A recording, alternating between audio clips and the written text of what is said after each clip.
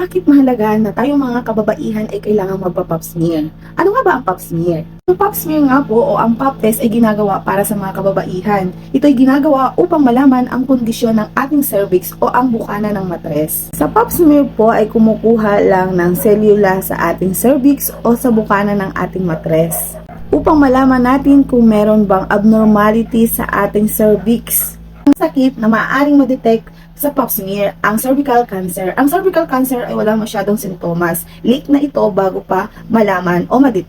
Kaya naman kahit wala tayong advice ng doktor na magpa-pap smear, ay gawin natin ito taon-taon. Lalo na sa mga kababaihan na aktibo sa pakikipagtalik. Kahit pa walang anak, pero manakikipagtalik na, ay maaari pong magpa-pap smear. Kahit po yung mga babaeng hindi na dinadatnan o menopause na, ay maaari pong magpa-pap smear. May bayad po ba ang pap smear? Yes po, may bayad po ang pap smear. Isa lamang po ang pap smear para ma-detect ng mas maaga kung tayo ay merong abnormality sa ating cervix. At meron pa pong isa na kailangan nating maisagawa ay ang visual inspection using acetic acid.